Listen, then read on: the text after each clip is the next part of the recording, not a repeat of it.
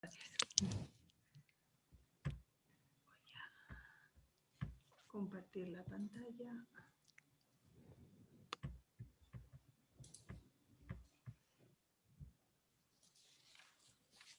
¿Así? ¿Se ve? De acuerdo. Bueno, pues primero de todo, muchas gracias por la presentación, por la organización de las charlas por parte del CISEAL y en particular al doctor Grijalva por la invitación a participar en estas charlas y a la doctora Lynn González también por la organización, ¿no? Como bien ha dicho, hoy voy a hablar un poco sobre el uso de los adenovirus en terapias contra el cáncer. Aunque en general en las terapias contra el cáncer la mayoría están basadas en quimio o en radioterapia, sí que es verdad que está cobrando más importancia en los últimos años las terapias biológicas. Dentro de las terapias biológicas se encuadrarían los virus oncolíticos. Estos virus oncolíticos tienen la capacidad de infectar o replicarse específicamente en células tumorales. Hay virus que son inherentemente oncotrópicos, que sería el caso, por ejemplo, de los parvovirus o de los reovirus, pero hay otros virus que no tienen esta capacidad, de manera que hay que modificarlos, que sería el caso de los adenovirus, los herpesvirus o de Vaccinia. Dentro de estos adenovirus y herpesvirus destacan porque son los preferidos para su utilización en ensayos clínicos. Aunque tienen un gran potencial, solo ha habido hasta el momento 2 virus oncolíticos que se han aprobado para su comercialización. El primero de ellos fue Oncorine en 2005, se aprobó solo para su uso en China en conjunción con quimioterapia. De manera que el único aprobado hasta el momento por la FDA y más adelante por la Agencia Europea del Medicamento ha sido T-VEC. Es un herpesvirus que ha sido aprobado para el tratamiento de melanoma. Hay que destacar que las grandes compañías farmacéuticas han visto este potencial de los virus oncolíticos y se han interesado en su desarrollo, de manera que han financiado compañías especializadas en la producción de estos virus o incluso han llegado a adquirir algunas de estas compañías. Es el caso, por ejemplo, de Merck, que adquirió hace unos años Viralytics, que en ese momento estaba desarrollando un coxsackievirus oncolítico. Como decía, dentro de los vectores virales, los vectores oncolíticos que se utilizan en terapia génica, los más utilizados son los adenovirus. Y esto es debido a las propiedades que tienen, ¿no? Estos virus son capaces de infectar un amplio rango de tipos celulares, infectan células en división, células que se están dividiendo y además su genoma se puede modificar para incluir unos cassettes de expresión bastante largos y la expresión de esos transgenes además se consigue a un alto nivel de expresión. Muy importante decir que estos adenovirus no pueden insertarse en el genoma del hospedador y que producen solo pequeños síntomas o pocos síntomas en personas sanas. Además, bueno, es importante también indicar que se pueden producir en grandes concentraciones y con altos niveles de pureza, ¿no? Lo que es importante para los ensayos clínicos y luego para posterior comercialización. Adenovirus se clasifica en 7 especies, de las cuales la C es la que más se ha estudiado y dentro de la C el serotipo 2, pero sobre todo el 5, es el más caracterizado, ¿no? Entonces, casi todos los vectores adenovirales se basan en este serotipo. Aunque adenovirus es naturalmente lítico, esto es decir, que después del ciclo de replicación se produce la salida de la célula mediante la lisis y por tanto la muerte de esa célula. Como decía, no es un virus que tenga especificidad tumoral. Gracias a las técnicas de ingeniería genética y al conocimiento de estos virus, su genoma se puede modificar, ¿no? Para adaptarlo y que sea específico para infección y replicación en células tumorales. Normalmente esto se hace incluyendo en su genoma promotores específicos de tejido. Entonces son promotores que se expresan solo o se sobreexpresan, están más activos en células tumorales. Bajo este promotor están los genes tempranos, que son los que se van a encargar de iniciar la replicación del virus. De manera que solo se controla, ¿no?, el inicio de la replicación del virus a esas células tumorales con estos promotores. Otra opción es directamente incluir mutaciones en estos genes tempranos. De manera que el virus va a ser incapaz de replicarse en células normales. Incluso aunque llegue a infectar esas células, la replicación queda bloqueada. Esto es porque esas mutaciones están directamente relacionadas con el control del ciclo celular, con la maquinaria de transcripción celular, que es generalmente defectuosa en células tumorales, ¿no? Entonces el virus coge ventaja en eso. Además, para hacer que estos virus sean más potentes, se les suele incluir también genes suicidas, ¿no?, genes terapéuticos, genes suicidas o genes que tienen como target el estroma del tumor o el microambiente del tumor, o se incluyen incluso moléculas inmunomodulatorias, ¿no?, con capacidad inmunomodulatoria para potenciar esa respuesta frente al tumor, esa capacidad antitumoral.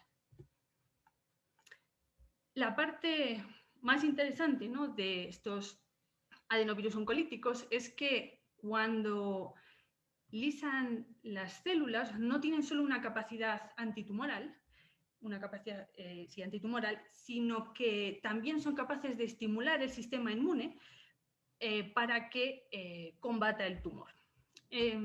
Esto se hace de manera en que cuando esos adenovirus rompen la célula, lisan la célula, matan la célula, no solo se están produciendo nuevas partículas que son capaces de infectar otras células tumorales y así amplificar la muerte de esas células, entonces, del tumor, sino que también están a la vez liberando todos estos patrones moleculares de daño, patrones moleculares del patógeno y también antígenos propios del tumor. Y esto tiene un efecto llamada sobre el sistema inmune muy grande, de manera que llegan al tumor un montón de células efectoras que van a combatir directamente el tumor, van a reconocer esos antígenos, ¿no?, van a generar una memoria contra, que es lo que se pretende, una memoria contra el tumor, y entonces van a sobrepasar a esas poblaciones que tienen una actividad, digamos, inmunosupresora y que evitan el correcto funcionamiento dentro del tumor o la actividad del sistema inmune en el tumor, ¿no? Lo que sí que hay que tener en mente o que tener cuidado es que tiene que haber un equilibrio en la activación del sistema inmune, de manera que se generen una respuesta hacia el tumor realmente y no hacia los virus, porque va a haber una respuesta de las dos partes, entonces tiene que haber un equilibrio, ¿no? Sin embargo, sí que se presentan dificultades al uso clínico de estos vectores adenovirales, debido a que, bueno, por ejemplo, parte más importante es que, como decía, este serotipo 5, que es el más utilizado, hay en el 90% de la población tiene anticuerpos contra este serotipo, ¿no? Entonces, a minutos de que este adenovirus esté en el torrente sanguíneo, es completamente neutralizado. Otro problema es que diferentes componentes sanguíneos se unen a las proteínas de la cápside del virus. Y el virus al final termina eliminado y acumulándose en el bazo y sobre todo en el hígado. Esto, cuando la concentración de virus es muy alta o a largo plazo, genera una alta toxicidad. Otro punto también sería que muchos de los tumores tienen una baja expresión de CAR. Y CAR es el receptor principal que utiliza el virus para entrar en las células, con lo cual serían incapaces de infectar las células del tumor. Para solventar estos problemas se han modificado a nivel genético y a nivel químico y físico estos vectores. Por ejemplo, a nivel genético, ¿no?, se incluyen péptidos en la fibra que el virus utiliza para entrar, de manera que estos péptidos van a reconocer receptores que están sobreexpresados en tumores. También se utilizan otros, bueno, por ejemplo, anticuerpos, se han modificado con anticuerpos, o se utilizan serotipos, otros serotipos, ¿no? Estos serotipos normalmente utilizan otros receptores de entrada diferentes que sí que se encuentran expresados a un mayor nivel en los tumores. En algunos casos también directamente se utilizan serotipos, bueno, se modifican otras proteínas de la cápside con otros serotipos de adenovirus, o directamente se utilizan otros serotipos completos, ¿no? Que pueden ser humanos o pueden ser no humanos. Y ahí destaca, por ejemplo, el uso de los adenovirus de chimpancé y de gorila. Por otro lado, también se pueden recubrir los adenovirus para evitar que el sistema inmune lo reconozca, para evitar que se unan los componentes sanguíneos y que de una manera pasiva o activa, incluyendo también, bueno, pues esos péptidos que pueden reconocer receptores sobreexpresados en los tumores, lleguen de una manera más eficiente al tumor.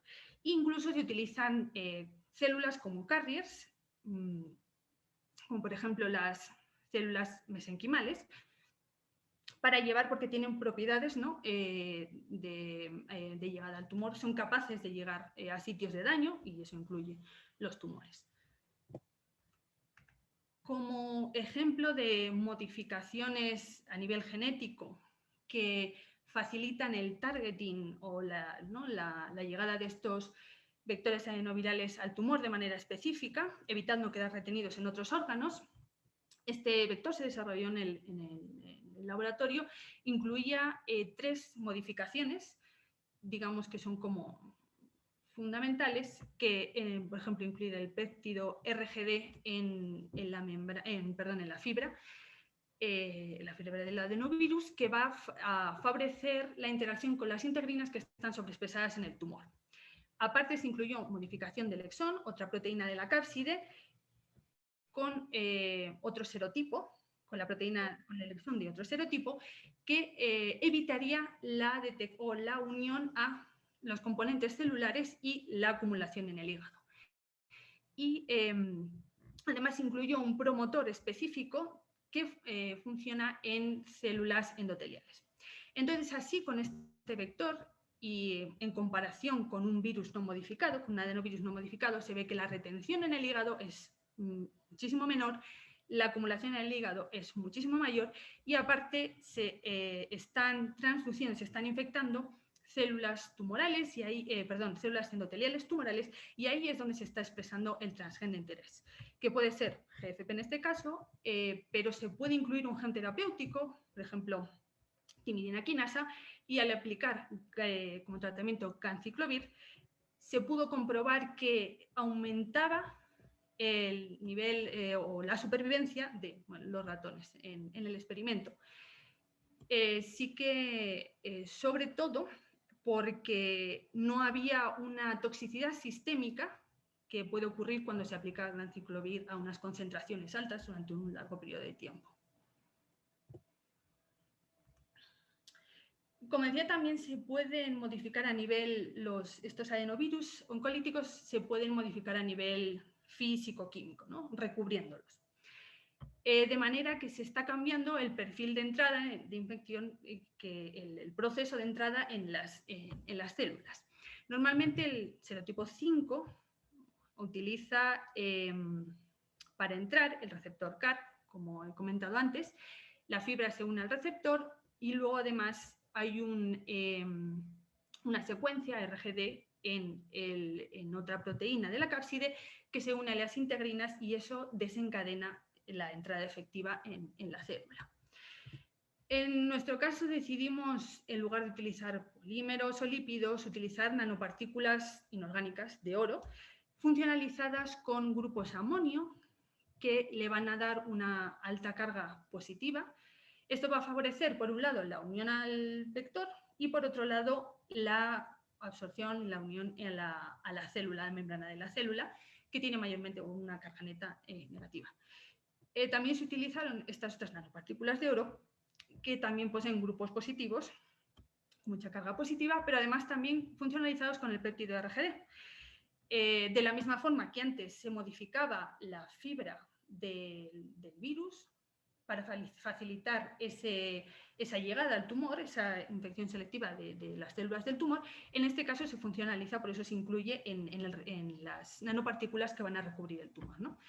Entonces, una vez formados estos complejos entre las nanopartículas y los virus, se comprobó que la entrada en la célula seguía un proceso similar al que sigue adenovirus, solo que en este caso los complejos, digamos que el proceso de macropinocitosis era mayor que en el caso de los adenovirus. En ese caso es un proceso secundario, ¿no? Pero bueno, después de eso seguían, los adenovirus eran capaces de salir de los endosomas, es decir, las nanopartículas no interferían con el proceso de llegada del adenovirus hasta el núcleo y de liberación del DNA, ¿no? De forma que ese recubrimiento con las nanopartículas hacía que la infección fuera mucho más eficiente, además en diferentes tipos celulares. Aquí se pueden ver estas células tumorales que tienen diferentes niveles de expresión tanto de CAR, receptor principal, como de integrinas, y estas células mesenquimales, que aparte son muy difíciles de infectar, igualmente no tienen apenas expresión de CAR, pero se conseguía aumentando los niveles de expresión. Y no solo eso, sino que también además se aumentaban los niveles de expresión del transgeno. No solo el número de células infectadas, sino el nivel de expresión. Es importante mencionar aquí esta capacidad de transducir, de infectar eficientemente esas células mesenquimales, porque, como decía, se pueden utilizar como carriers también en terapia, ¿no? Una vez estos vectores recubiertos se inyectan en ratones, sí que se ve que hay un incremento de los complejos que llegan al tumor, pero obviamente el sitio mayoritario al que llegan sigue siendo, tanto para las nanopartículas solas como para los virus, los complejos, sigue siendo el hígado y el bazo. Aún así, sí que se pudo comprobar que había mayor expresión de, en este caso se estaba utilizando GFP, mayor expresión de GFP en el tumor, solo cuando los virus estaban recubiertos con las nanopartículas funcionalizadas con RGD. Es algo que no se veía in vitro, no hay diferencias significativas entre utilizar un recubrimiento u otro, pero en vivo eso sí que se ve. Y aparte, se veía que había menor daño o no había daño en el hígado, algo que sí que ocurría con los adenovirus, ¿no? Como comentaba, con el uso combinado en terapia de los adenovirus oncolíticos y de las células mesenquimales, en este caso utilizamos un adenovirus que expresa el symporter de yodo y sodio. Este symporter lo que hace es acumular yodo dentro de las células. Si como tratamiento se da yodo 131, que es radioactivo, lo que va a ocurrir es que aquellas células que expresen más symporter van a acumular más yodo, entonces va a haber más muerte celular, ¿no? Se vio claramente, de una manera significativa, aquellos tumores que habían sido tratados con células mesenquimales previamente infectadas con los adenovirus recubiertos. En esos tumores había una mayor acumulación de yodo, y eso se traducía efectivamente en la reducción del tamaño de los tumores, ¿no? Como vemos aquí, comparado con estos tumores que han sido tratados con estas células mesenquimales infectadas con el virus sin recubrir. No solo, o porque hasta ahora habíamos, utilizado esos virus que podían tener genes terapéuticos, pero eran no replicativos, pero es que comprobamos también que este recubrimiento era igual de eficiente en el uso de virus oncolíticos, sí, pero replicativos. Se vio, ¿no?, que con el recubrimiento la infectividad aumentaba significativamente, también, bueno, aumentaba la replicación del DNA y no solo las nanopartículas no interfieren con el proceso de replicación de los virus, sino que se incrementaba la replicación de los adenovirus, ¿no? Entonces, esto ocurría en células tumorales, en este caso son células pancreáticas, tumores de páncreas, pero también en células en fibroblastos asociados a tumores. Estas células no son, bueno, inicialmente estos fibroblastos no son tumorales, pero una vez que pasan a formar parte del tumor, se transforman y pasan a dar soporte al tumor. Entonces, un montón de terapias están centrándose en la eliminación de este soporte del tumor, de estos fibroblastos asociados y otras células que forman parte de ese estroma, de manera que bueno, se le quite ese soporte al tumor y se puede eliminar, ¿no? De manera indirecta. Bueno, no he dicho que los adenovirus oncolíticos que habíamos utilizado en este caso tenían esas modificaciones en E1A, que sería el que inicia la replicación del virus. Entonces, no son capaces estos virus de replicarse en células no normales, solo en células tumorales.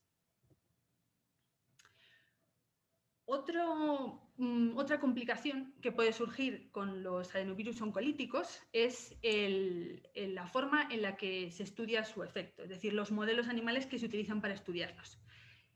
Históricamente se han utilizado a ratones inmunodeficientes, es decir, que no tienen un sistema inmune, tienen un sistema inmune deficiente, ¿no?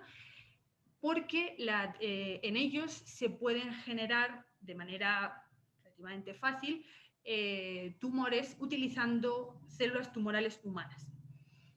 El problema es que obviamente estos sistemas no hay forma de evaluar cómo está funcionando, cómo está respondiendo el sistema inmune a estos adenovirus oncolíticos. Por otro lado, dentro de los sistemas inmunocompetentes que se utilizan, se pueden utilizar ratones humanizados. Son también ratones que no tienen sistema inmune o tienen un sistema inmune muy deficiente, pero que se complementan con células del sistema inmune, células humanas del sistema inmune, ¿no? Derivadas de pacientes. Además, luego, bueno, pues se utilizan células tumorales humanas que se han crecido o in vitro o que provienen de muestras de tumores de pacientes. El problema, aparte de la complicación que pueden tener estos sistemas humanizados, es que también hay mucho rechazo entre el sistema inmune y el ratón. Y aparte, los adenovirus humanos no pueden replicarse en el resto de tejidos del ratón, ¿no? Entonces, esto nos lleva a los modelos ingénicos. Son aquellos en los que los tumores que se están generando se hacen a partir de células de la misma especie.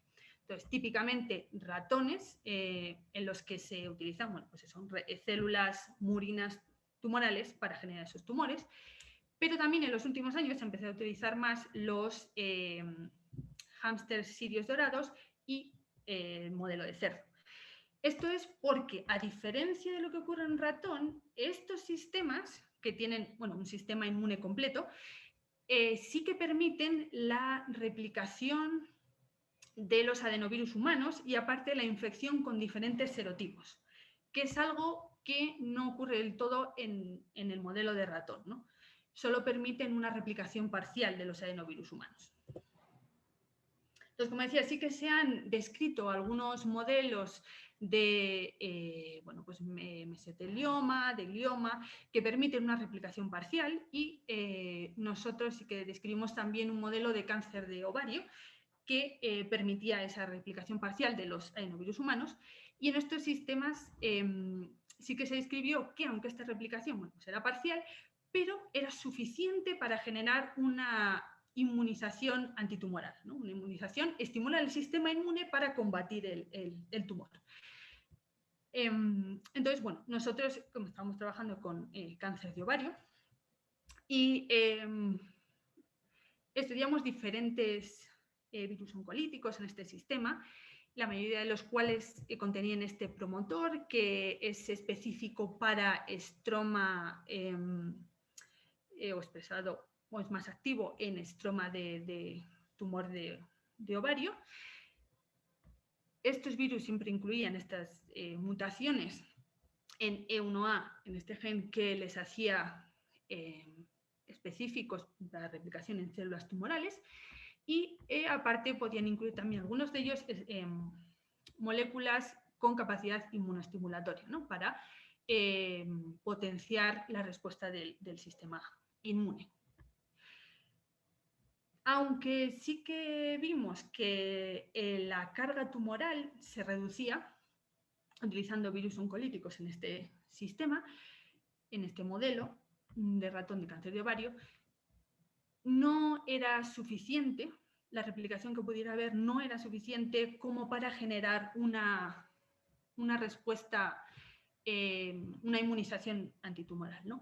En este ensayo nos dice que la respuesta que se está generando nos dice la activación de las células T, de las CD8, su activación respecto a diferentes antígenos, ¿no? En este caso se están activando contra células infectadas por el virus. Entonces está básicamente reconociendo patrones virales más que lo que sería ideal, que sería que se activara esta zona reconociendo patrones propiamente tumorales. Uno de los motivos por los que esto podía estar pasando es porque, como he dicho, el serotipo 5, que era el que estábamos utilizando, mayormente queda retenido en el hígado y en el bazo. Entonces, poco llega al tumor y la penetración también es muy baja. Así que decidimos pasar a una fibra que combinara el serotipo 5 con el serotipo 3, que además se había descrito que este serotipo se une a otro receptor diferente que está sobreexpresado en células tumorales de ovario, células humanas, pero que no se expresa en células de tumor de ratón. Entonces, hubo que modificar, generar otro modelo nuevo partiendo del que teníamos para que se pudiese, que expresara este receptor y poder probar estos virus con esta modificación de la fibra. Así se puede comprobar que la retención en el hígado y en el bazo es mucho menor y la penetración en el tumor parece que es mayor. En este caso, probamos otra vez estos virus oncolíticos con la modificación en la fibra, ¿no? Con esa mezcla del serotipo 5 y del serotipo 3, pero además incluimos en el estudio este anticuerpo, PD-1. La razón es porque, este anticuerpo, digamos que las células T expresan ese receptor PD-1, ¿no? Contra el que va ese anticuerpo. Pero las células, y sobre todo en cáncer de ovario, las células tumorales expresan en grandes cantidades este otro receptor PD-L1, PDL1, que se une al PD1 que expresan las células T y bloquea su función. Entonces, por muchas células T que tengas, células efectoras que podrían ser capaces de eliminar el tumor, están allí, están en el tumor, pero están completamente inactivas, ¿no? Al añadir este anticuerpo, lo que hace es desbloquear bloquear ese eje, de manera que el tumor no es capaz de inactivar esas células T, ¿no? Y vuelven a ser funcionales. Entonces, es algo que también se está empezando a hacer mucho, ¿no? Utilizar adenovirus oncolíticos combinados con estos anticuerpos que hacen que el sistema inmune sea mucho más eficiente, ¿no? Las dos cosas en conjunción hacen que la respuesta a la inmunización antitumoral sea mucho mayor. En este caso, sí que observamos que había un cambio en la inmunidad del tumor, de manera que había una infiltración mucho mayor de células T en el tumor y había muchas más células efectoras, células T efectoras, más macrófagos, etc. Entonces, esto nos estaba diciendo, dar una idea de que el tumor pasa de ser un tumor que se llama frío, que es poco inmunogénico o que tiene poca capacidad de responder a una inmunoterapia, pasa a ser un tumor caliente, que tiene mucha más capacidad para responder a una terapia. Entonces, bueno, modificando el régimen entre los adenovirus y este anticuerpo y otros que, ¿no? que funcionan en inmunoterapia, bueno, se podía conseguir que estos tumores bueno, fueran eliminados, ¿no? Y además conseguir esa memoria del sistema inmune que queda ahí para que esos tumores no vuelvan no vuelvan a crecer, no haya reversión. Para terminar, solo quería comentar algunos de los ensayos clínicos que se están llevando a cabo en los que se utilizan adenovirus oncolíticos con algunas de las modificaciones que he comentado. Algunos tienen, bueno, pues utilizan esas fibras modificadas entre el serotipo 5 y el serotipo 3, incluyen moléculas con capacidad inmunomodulatoria, este de aquí también, OXOL, promotores específicos tumorales. Aquí utilizan una fibra, por ejemplo, del serotipo 35 completa, o incluyen RGD en la fibra y utilizan células mesenquimales como vehículos para mejorar la llegada al tumor y que además te está proporcionando como una capa protectora, digamos así, frente al sistema inmune, ¿no? Que permite llegar más adenovirus al tumor. Y bueno, para terminar, simplemente mencionar los laboratorios de las personas, bueno, por los que he pasado y en los que se han realizado algunos de estos estudios. Pilar Martín Duque en España, de Gane Haldin en el Barts en Reino Unido y de David Curiel en Estados Unidos. Y espero que haya sido, la charla haya sido informativa y cualquier pregunta que tengáis puedo responder ahora. Gracias.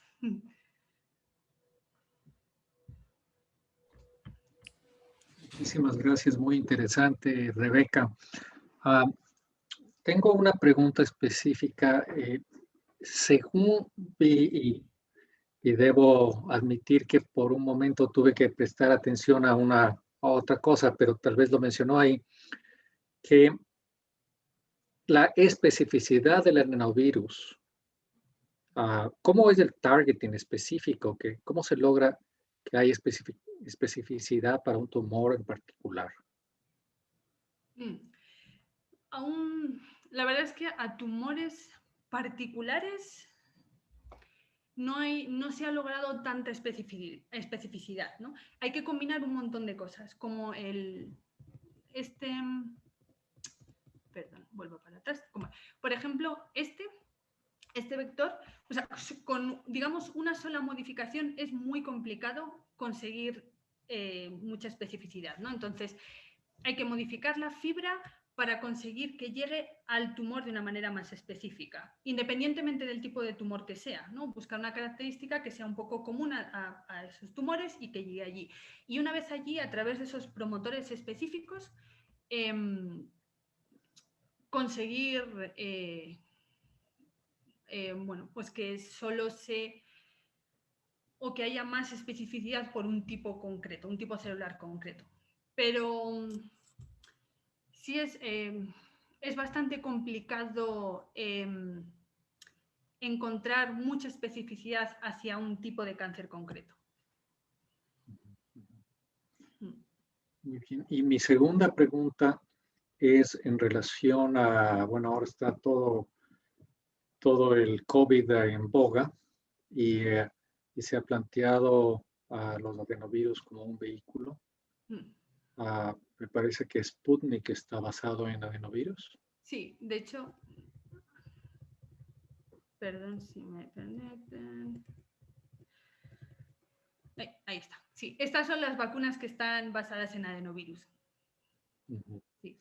Entonces, las aplicaciones hasta ahora, en el sentido de las vacunas, ¿cuál es su apreciación al respecto de lo que sabemos? Porque de Sputnik no sabemos mucho. Sí. Bueno, Yo no creo que es la única, es la de CanSino la única que está basada en el serotipo 5 y de hecho es la que menos eficacia tiene por todos esos problemas que he comentado. Al final, ese fue, digamos, el serotipo que más estudió o que más he estudiado durante muchos años y al final hay que modificarlo con otros serotipos porque es que la inmunidad que tenemos, digamos, contra adenovirus, contra el serotipo 5 es enorme. Entonces, por, por muchas o por muy bueno que sea digamos, la modificación a nivel genético del transgen que lleva a la capacidad que tenga efectivo, solo sin las modificaciones en la cápside es imposible, no creo, lograr mucha eficacia general. Pero el resto, de hecho, utilizan adenovirus de chimpancé, adenovirus de otros serotipos completamente diferentes para la que no tenemos ningún tipo no tenemos anticuerpos contra ellos, ¿no? Entonces, en principio, y bueno, el Sputnik también, no me acuerdo qué serotipo es ahora, pero también es un serotipo diferente. Entonces, bueno, en principio cabría esperar que en ese sentido no va a haber problemas y que pueden alcanzar alta eficacia.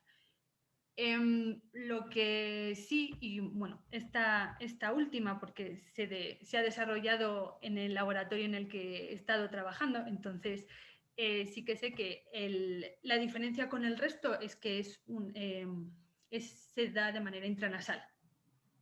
Y en ese modo, como digamos que además, bueno, esta es de chimpancé, pero sí que se ha visto que los adenovirus de gorila, creo que el de chimpancé también, tienen un tropismo mayor hacia el pulmón.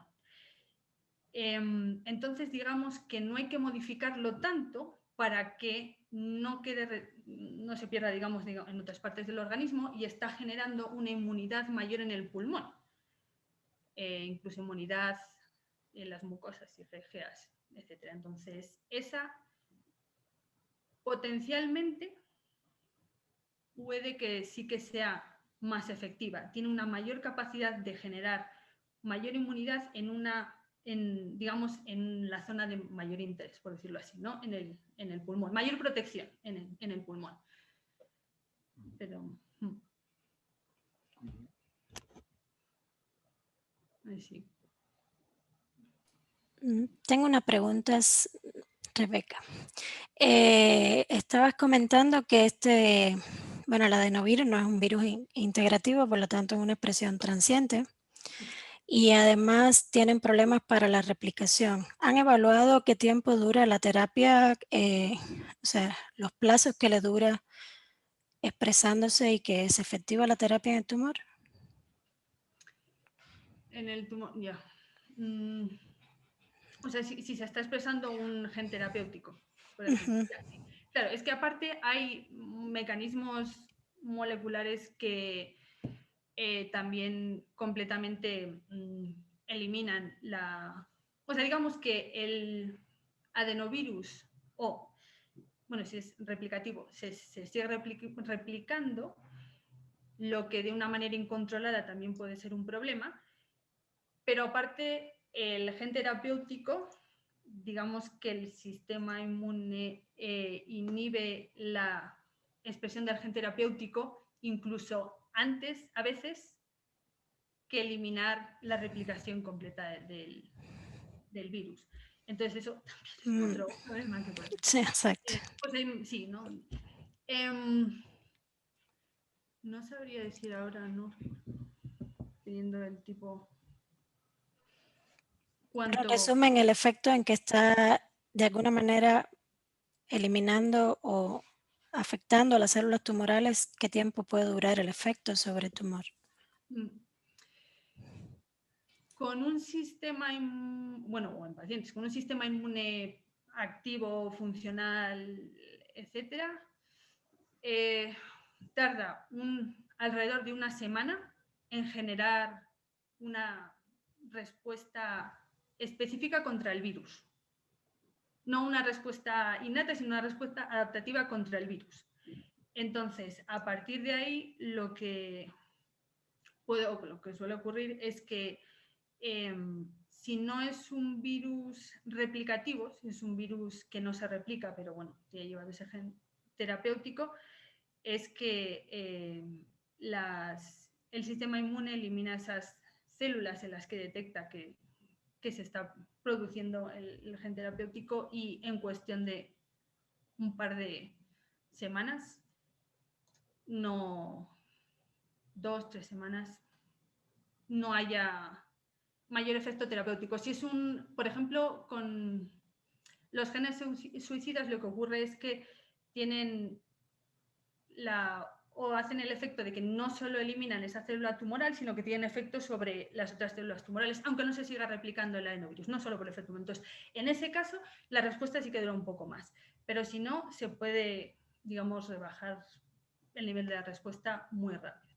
Entonces, por eso, digamos que al principio los adenovirus que se utilizaban no eran replicativos ninguno, porque se temía que hubiera ese problema de que se replicara incontroladamente y entonces supusiera un problema sistémico. Pero luego se vio que es que si no eran replicativos, el potencial que tenían era bastante bajo. Y entonces por eso se modificó, ¿no? Se introdujeron otras modificaciones que les dejara ser, o que permitiera que fuesen replicativos, pero de una manera controlada, lo más controlada posible. Pero si no, si el efecto dura poco, la verdad, sí. Gracias, Rebeca. ¿Alguna otra pregunta? Sí, gracias. Rebeca, yo había revisado un poco este tema que está bastante en boga, ¿no? Y creo que va a crecer muchísimo en el tema de cáncer, es bien importante. Yo había revisado un poco esta terapia génica con adenovirus para tratamiento de cáncer de cervix. Y una de las limitaciones que ellos encontraron justo era que había falta o como que era muy baja la selectividad hacia el tumor directamente. Y por otro lado, lo que dice Lien, que justo iba a consultar lo mismo, también encontraron una corta duración de la expresión del gen terapéutico. No sé si ustedes en ovario se replica lo mismo, pasa igual, o es mejor el funcionamiento en otros tipos de cáncer que no sea este de cervix. De hecho, en cáncer de ovario hay todavía, bueno, y de cervix, etcétera, hay todavía más problemas, porque aparte con lo que ocurre es, y nosotros habíamos utilizado también para probar eso de ratones humanizados, y lo que ocurría es que el sistema, o bueno, digamos que toda esa inmunosupresión, todas esas que se concentran en la zona abdominal, una vez que el tumor ya está avanzado, hacen que sea prácticamente impenetrable. Entonces, tiene que ser o sea, tiene que ser, el vector tiene que ser muy específico para llegar al tumor, que era otra cosa que pasaba, ¿no? Que se quedaba en las células mesoteliales que rodean y recubren todos esos tumores. Entonces, digamos que los tumores estaban muy accesibles en el área peritoneal, de hecho, por eso ahí se estaban inyectando los vectores y la inmunoterapia, etcétera, etcétera, pero no conseguían ir más allá. Y luego, en el proceso de intentar penetrar más en el tumor, el sistema inmune, que como digo es altamente inmunosupresivo, bloqueaba completamente la respuesta. De hecho, y aparte, si esos vectores también no tienen esos promotores que son unos promotores que sean súper específicos, también pueden eliminar parte de las células del sistema inmune, las pocas que haya que realmente van a contribuir a la eliminación del tumor, por efecto del virus también se pueden eliminar. Entonces, sí, de hecho, en cáncer de ovario es como todavía más complicado. Sí.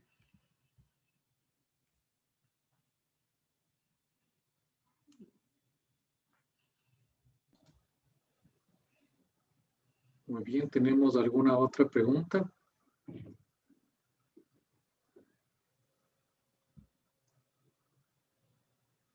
Muchísimas gracias, Rebeca, por esta presentación tan buena. Y muchas gracias al doctor Pérez por acompañarnos y también al doctor Valencia y a todos los investigadores del CICEAL por su presencia. Vamos a postear internamente la presentación para que puedan ver los investigadores que no pudieron asistir a la charla. Muchas gracias de nuevo por la invitación. Ha sido un placer y bueno, espero que sí que haya sido interesante, informativo y bueno, eso. Gracias, Rebeca. Gracias. Gracias. Gracias, muy interesante.